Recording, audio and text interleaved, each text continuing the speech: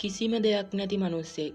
සල්ලි නෑ, කිසි අනාගතයක් නෑ, කිසි බලාපොරොත්තුවක් නෑ. හැබැයි එයා දවසක් එක පුරුද්දක් ඇති කරගන්නවා. ඒ පුරුද්ද එයා දවස් 90ක් කරගෙන යනවා. ඒ දවස් 90 තුල එයාගේ ජීවිතේ සම්පූර්ණයෙන්ම වෙනස් වෙනවා.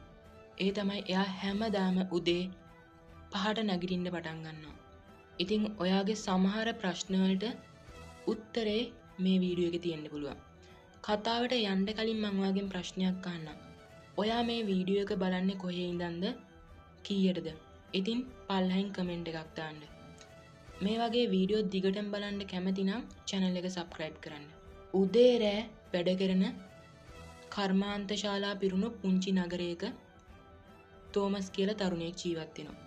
තෝමස් වැඩ කරන්නේ ලොකු ගබඩාවක ආරක්ෂක නිලධාරියෙක් විදියට. හැමදාම උදේ 8ට එයා වැඩට යනවා. ආපහු හවස 6ට එයා ගෙදර එනවා. ඒ වගේම එයාට හරිම මහන්සි. එයාගේ පඩිය ඉතා සොච්චන් එකක්. ජීවත් වෙන්න එක මදි. හැබැයි එයා ජීවත් වුණේ පුංචි තනි කාමරයක. ඒ කාමරේ ෆෑන් එක කැඩිලා තිබ්බේ එකම එක ලයිට් එකක්. ඒකත් කරන්ට් එක මදි වුණාම නිවි නිවිපත් වෙනවා. එයාගේ ඇඳුම් පරණයි, සපත්තු දෙකත් හිල්ලලා තිබ්බේ. හැබැයි තෝමස් දුක් විඳේ දුප්පත්කම හින්දා නෙමෙයි.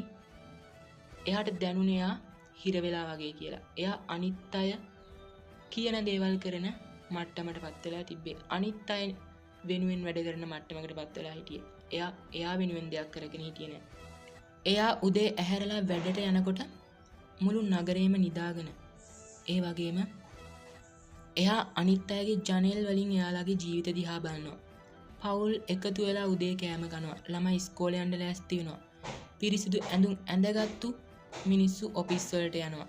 තෝමස් තනියම හිතනවා මගේ මුළු ජීවිත කාලෙම මෙහෙම ගෙවිලා යයිද? හැමෝම නැගිටිනකොට මම වැඩට යනවා. තෝමස් තේරුම් ගන්නවා එක දිගට එකම දේ කරලා වෙනසක් බලාපොරොත්තු වෙන්න බෑ කියලා. එයා තීරණය කරනවා කාලසටහන වෙනස් කරගන්න. එයා රාත්‍රී වැඩ ඉවර වෙලා ආපුවම නිදා ගන්නවා. හැබැයි අනිවාර්යෙන් එයා උදේ 5ට අවදි වෙනවා. පළමු දවස් ටික ගොඩක් අමාරු වුණා. ඒක ඇඟට දැනුනේ මාරම පීඩාවක් විදියට. හැබැයි එයා ඒක අත්හැරියේ නෑ. එයා හැමදාම උදේ 5ට අවදි වෙලා මුලින්ම කළේ තමන්ගේ මනස සංසුන් කරගන්න එක. ඊට පස්සේ එයා දන්නේ නැති දේවල්, එයාට අලුත් දේවල් එයා ඉගෙන ගන්නවා.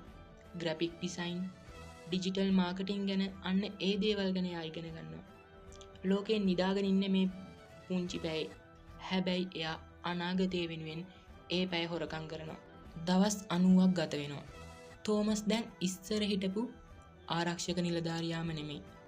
එයා උදේ නැගිටලා ඉගෙන ගත්ත දේවල් වලින් අන්තර්ජාලයෙන් සල්ලි හොයන්න පටන් ගන්නවා.